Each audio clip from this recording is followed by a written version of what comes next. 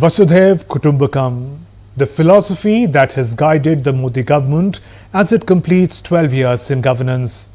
It has successfully projected India as a force for global good. You're watching DD India. I'm Shubhendu Ghosh. Welcome to this special presentation, 12 years of nation building, India's global successes.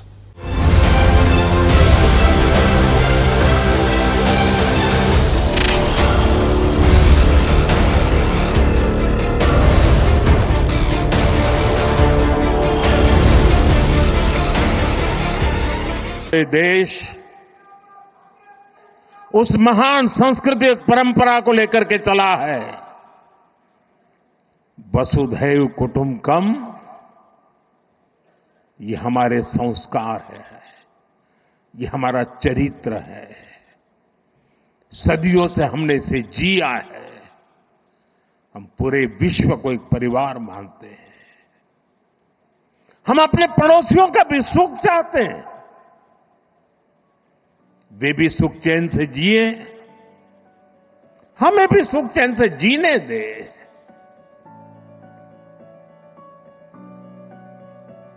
ये हमारा हजारों साल से चिंतन रहा है।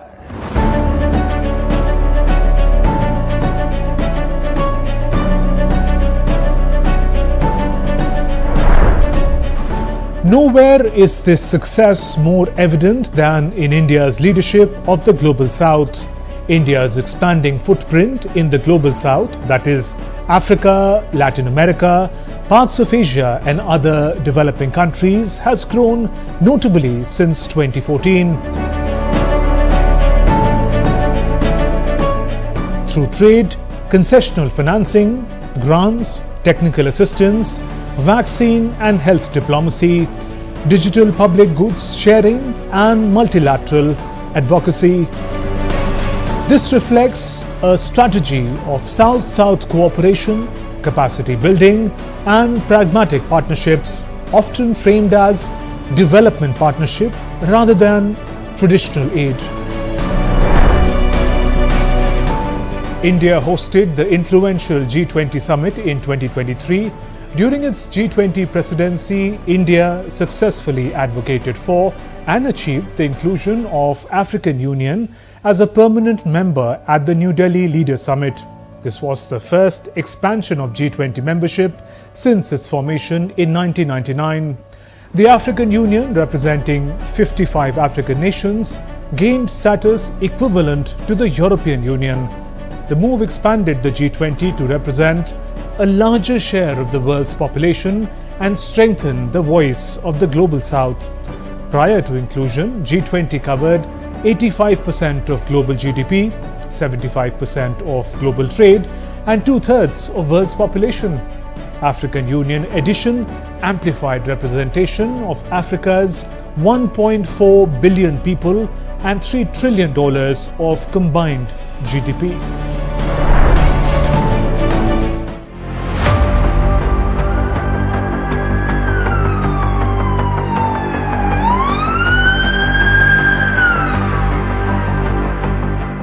During the crisis of COVID pandemic, India's vaccine diplomacy significantly boosted its global footprint, positioning it as the pharmacy of the world, enhancing soft power, especially in the Global South, neighborhood and with developing nations.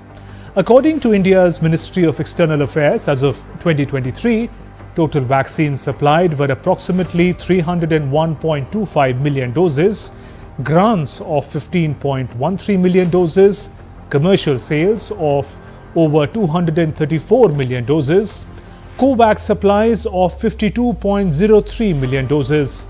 By early 2021, India had already exported over 66 million doses to 94 countries, accounting for a large share of early global supply to low and middle-income countries. Vaccines reached over 100 countries, plus the UN peacekeepers and health workers. Strong focus on neighborhood first and Africa, Latin America, Caribbean. India supplied key vaccines like Covishield and Covaxin. Vaccine Maitri initiative launched in January of 2021, just days after India's domestic rollout. Early grants to neighbours first, like Bhutan and Maldives, built immediate reciprocity.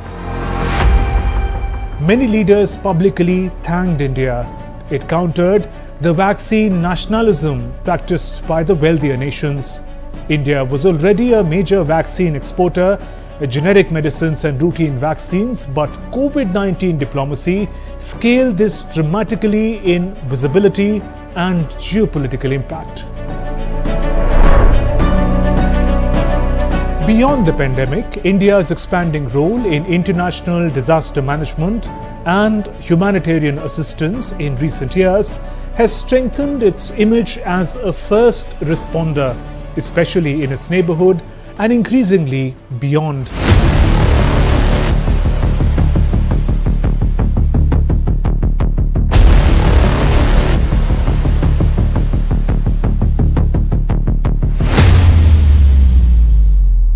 In the last 5 years, India conducted around 30 major humanitarian assistance and disaster relief operations globally. It has provided humanitarian assistance and disaster relief to over 150 countries. India led several successful missions. In 2014, Operation Neer addressed Maldives' severe water crisis by delivering 20,000 litres of fresh water and desalination units. Operation Maitri in 2015 responded to Nepal's devastating earthquake, deploying aircraft, helicopters, medical teams and 43 tons of relief materials to aid thousands. In Myanmar, floods prompted relief shipments in 2015, followed by Operation Karuna in 2023 for Cyclone Mocha, where naval ships delivered 40 tons of food, medicines and shelter, and Operation Brahma in 2025 after a major earthquake, airlifting 15 tons of tents, blankets and medical aid. Bangladesh saw Operation Insaniyat in 2017 for the Rohingya refugee crisis, providing 53 tons of rice, medicines and blankets, with additional assistance during Cyclone Mora in 2018. Operation Sahayata in 2019 assisted Mozambique following Cyclone Idai, with naval ships delivering over 1,000 tons of aid and treating over 1,700 patients. Turkey and Syria were helped through Operation Dost in 2023 after their earthquake, deploying 99 personnel, field hospitals and 150 tons of aid. Iran-Israel tensions prompted Operation Sindhu for evacuating over 285 students and citizens. In 2022 and 2024, 140 tons of medical aid and disaster relief was sent to Ukraine from 2022 to 2024 in 5 tranches. 21 tons of medical equipment and gensets and other equipments, 4 Bhishma cubes and 10 diesel generator sets were also provided. India is also the largest troop contributor to United Nations missions, with over 200,000 troops deployed since 1950.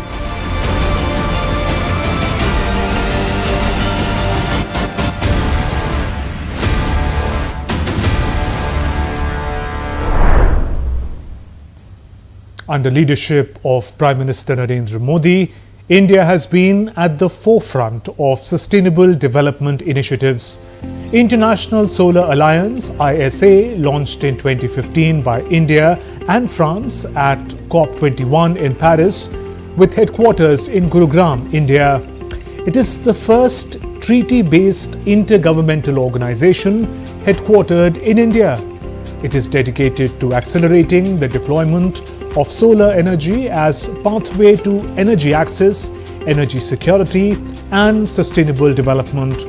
ISA was created to mobilize collective action against climate change through the widespread adoption of solar energy solutions. Today, ISA has evolved into a global platform for international cooperation on solar energy. Following an amendment to its framework agreement in the year 2020, membership is now open to all member states of the United Nations. enabling countries across the world to collaborate in accelerating solar deployment. ISA started with a focus on sunshine countries or tropical regions. This represents rapid expansion from initial dozens to over 120 countries. Towards 1,000 strategy aims to mobilize $1 trillion in solar investments by the year 2030, deliver energy access to 1 billion people and deploy 1,000 gigawatts of solar capacity. India provides core financial support and hosts the Secretariat. ISA member countries contributed $861.2 billion to global energy transition investments out of over $2,000 billion in total. Solar attracted $521 billion globally, with renewables at $725 billion. India's own solar capacity grew dramatically from 3 gigawatts in 2014 to over 110 gigawatts by 2025, a 39-fold increase. ISA elevates India as a leader in clean energy for the global south, facilitating technology transfer, financing, standards and South-South cooperation while aligning with India's domestic renewable push.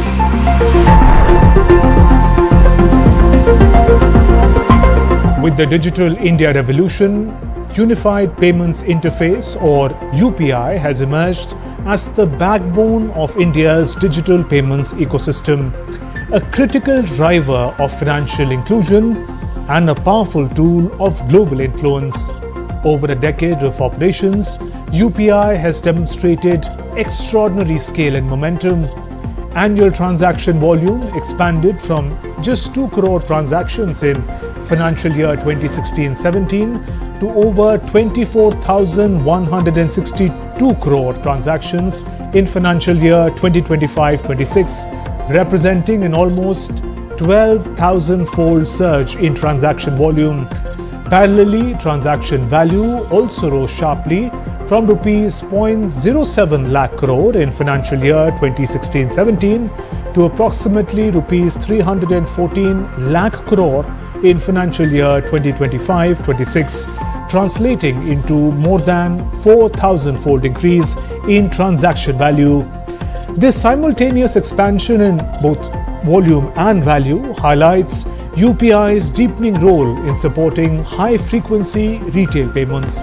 This unprecedented scale, reliability and interoperability achieved by UPI has received global recognition, with the International Monetary Fund (IMF) acknowledging it as the world's largest real-time payment system by transaction volume, underscoring India's leadership in building scalable, inclusive and innovative digital public infrastructure. India's UPI Unified Payments Interface has significantly expanded its global footprint as well. UPI supports merchant payments in the UAE, Singapore, Bhutan, Nepal, Mauritius, France, Sri Lanka, Qatar.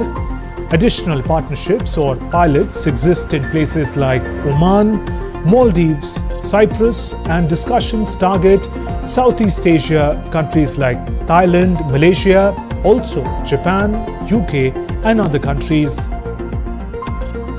NPCI, RBI aim for UPI presence or linkages in 20 countries by financial year 2029. India's global success is reflected in its participation in big-ticket infrastructure and connectivity projects. IMEC or India, Middle East, Europe Economic Corridor. It is a major multimodal connectivity project linking India to the Gulf, that's Eastern Corridor, and then to Europe, that's Northern Corridor, via rail, ports, roads, energy pipelines, including clean hydrogen, electricity grids, and digital infrastructure.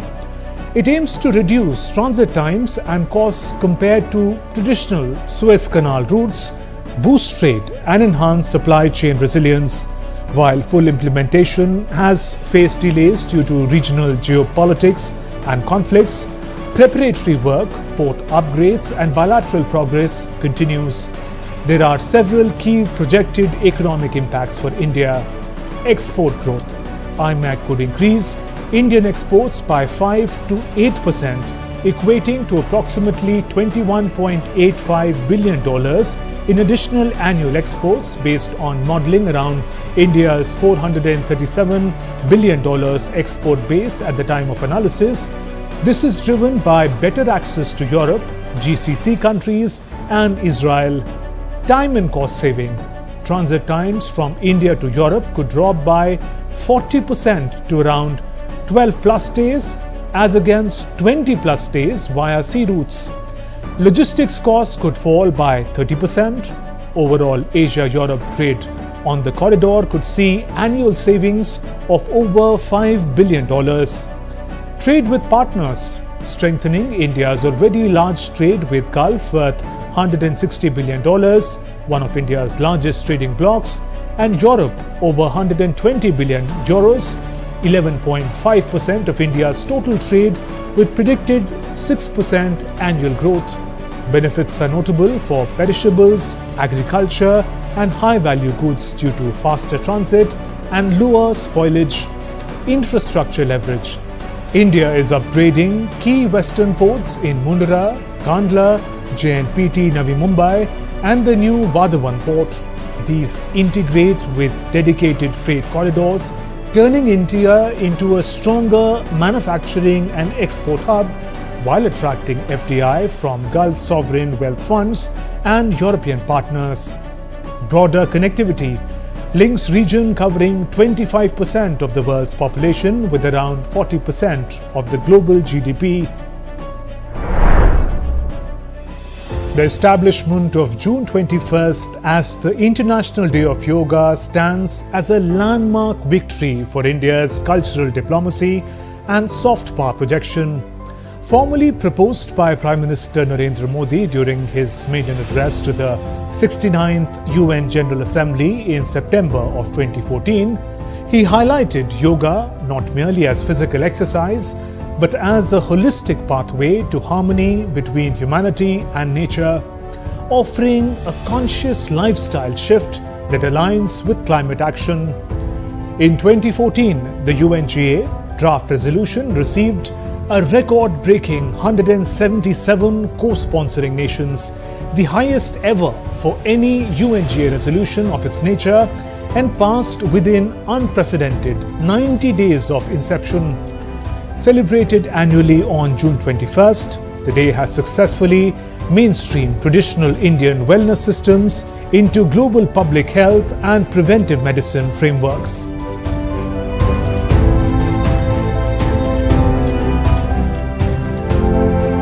माता भूमि पुत्रो अहम पृथ्वीया, ये धरती हमारी माँ, हमारी संस्कृति हमें सिखाती है कि प्रकृति से जितना हासिल किया है उसे लौटाने का प्रयास भी करना चाहिए। इसलिए भारत ने विश्व को एक नया मार्ग सुझाया।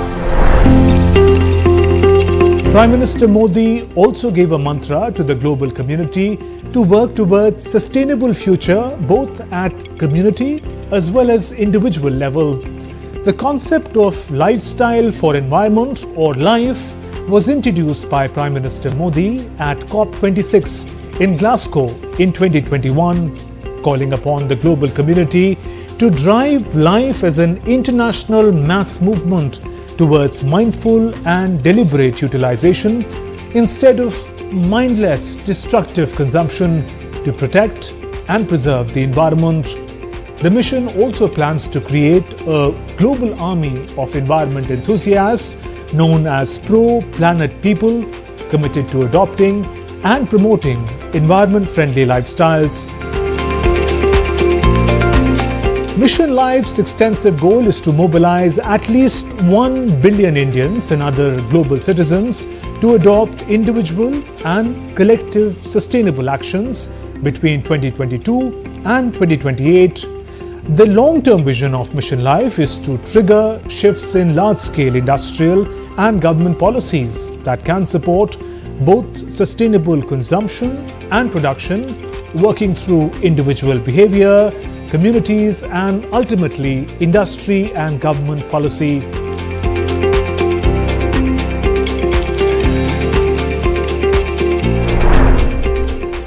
The United Nations General Assembly at its 75th session declared 2023 as the International Year of Millets based on a proposal by India supported by 72 countries.